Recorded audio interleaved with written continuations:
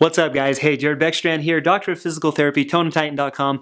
Wanted to share with you today 6 of my favorite core exercises that you can do to strengthen and stabilize your lower back, hopefully help you out with some of that lower back pain that you may have been experiencing. We're going to get to it right now.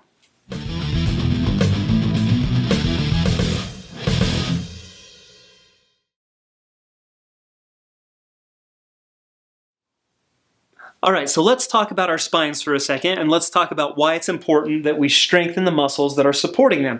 And so here's our spine, okay? We've got a series of vertebrae that are stacked one right on top of the other. They're separated by these discs. Those discs are there to improve mobility in our spine. You think about our spine, it's a super mobile structure. It bends forward, backwards, side to side, it rotates. There's a lot of movement that goes on here. Now, that being said, it's also a very unstable structure. There's a lot of movement, there's a lot of instability here. We add stability by increasing muscle strength. Not pictured on my spine model are all the muscles that are going to attach to our back, wrap around even kind of to our abdomen in the front.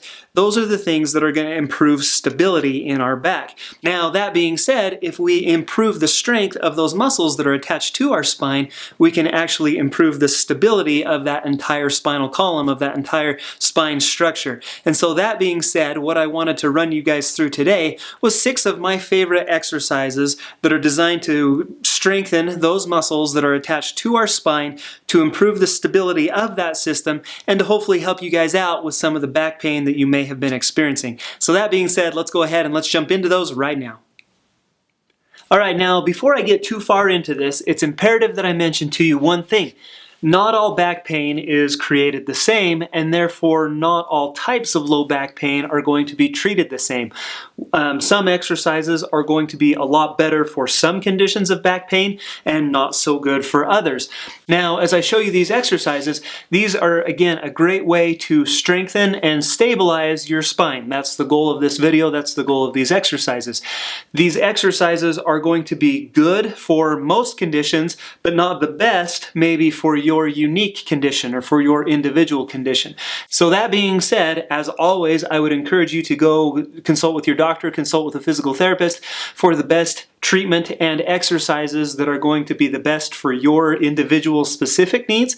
But as a whole, let me show you some of these exercises that are going to strengthen and stabilize your lower back and spine. And so the first thing that we're going to do is get down on our back, and we're just going to start really simple. I want to go in a progression of kind of simplest to hardest. You should be able to tolerate some of these simpler exercises. If you need more, keep watching the video. We'll show you a progression of harder and harder exercises. And so the first thing that we're going to do is called just a simple posterior pelvic tilt with an abdominal brace. Now, I'm really going to try to exaggerate it here for the camera, but right now my back is really arched up off of the floor. What I want to do is rock my hips backwards, and so you're going to activate your muscles to flatten your back down into the table. So here, or into the floor. Here it is up in this position, and then what we're going to do is rock our hips backwards, try to flatten your spine down into the floor. Now, when we get it into that position, what I want you to do is activate what you would call your deepest abdominal layer, is your transverse abdominis, or your TA. And the way we do that is suck your belly button into your spine. And so we've got the back flat, so we've rotated the hips backwards, and then what we're going to do is activate that deepest abdominal layer, try to pull your belly button into your spine, and then really right there, you guys, you're going to hold that for, I usually recommend 3 seconds to start, up to about even 10 seconds as you're a little bit more progressed. And so we're going to flatten our back, we're going to tighten our tummy. I'm going to hold that contraction for, again, 3 to 10 seconds, depending on your ability level, and then you're going to relax. You're going to repeat that 10, even 20 to 30 times, just according to whatever your strength is, whatever your threshold is. But that's exercise number 1. Again, super simple. We're just scratching the surface on this one. Exercise number 2 is going to be some bridges. Position's the same, the one that I'm laying in right here, but now what we're going to do is activate those lower back and the hip, the extensor muscles basically, a little bit more aggressively. I'm right here, I'm going to contract my butt, so I'm going to squeeze my glutes together, and then I'm going to lift my hips up off of the floor. I'm going to hold that for about a 3-second count, and then I'm going to come right back down. It looks just like that. So again, contract the glutes, use those to lift your hips up up off of the floor and then come right back down. Now, some people out there, again, depending on what condition you have, might not be able to tolerate coming up as high as I have demonstrated here. If you come up to half of that, we're still getting a good muscle contraction in the hips and in the lower back. And so basically, I want you to try to come up to full, but keep it within your pain threshold. So if you can even just come up halfway, that's still going to get a good contraction again in the glutes, and in those spine extensors are the two muscle groups that we're after there. Exercise number 2. And so exercise number 3, we're going to roll over and we're going to do what we call a bird dog. We're keeping the spine in a nice neutral position right here. What I'm going to do now is I'm going to extend my left leg straight back while reaching my right arm straight forward. I'm going to hold that for about a 2-second count and then come down, and then I'm going to do it left and right. It looks just like this. Truth be told, I actually have a bulged disc myself. The right side of my leg goes numb sometimes. I'm sure a lot of you out there can relate to that. After that first happened, after I first got that injury, I did a lot of these bird dogs just because they felt really good to my back. It's a good way you can kind of stretch out your back. So you get up here in this position, and then what I'm going to do is I'm going to reach as far as I can forward with this right hand and as far as I can behind me with that left leg, to just really lengthen my spine out. Same thing here, up, and then you're going to really reach with it. Looks just like that. It's a great way to improve stability in your spine, but there's not a whole lot of motion going on.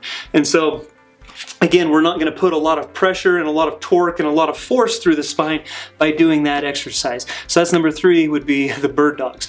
Exercise number 4 is a little bit more aggressive form of the bird dog. And so now we're going to activate those muscles in our lower back a little bit more focused, a little bit more aggressively. We're going to do that with what we call a swimmer.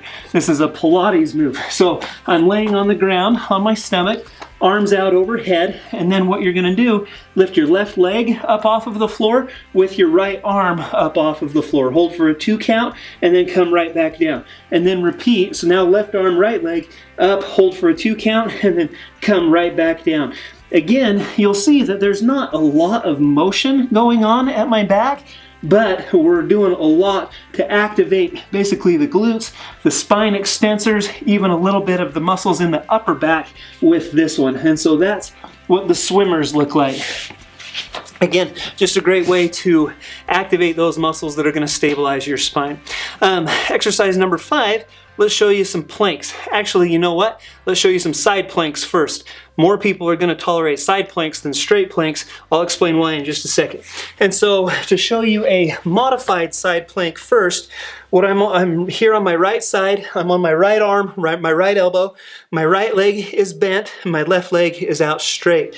What I'm then going to do is just lift my hips up off of the ground, and so I'm looking for a straight line, nose, belly button, down between my knees. That all should be in a nice straight line while I'm up in this side plank position. What we're doing here is we're activating a lot of the oblique muscles, but then one thing that you can do is kick on that TA muscle that we talked about earlier. So now I want you to suck your belly button in towards your spine to activate that deepest spine layer while you're up in this side plank position. You should be able to hold that for 20 to 30 seconds. If the modified plank's too easy, kick that other leg out below you, and so now I'm up in a full plank. I'm on my right elbow and I'm on the outside of my right foot, but again, the same principles apply. I want a nice straight line coming all the way down. This is a great exercise.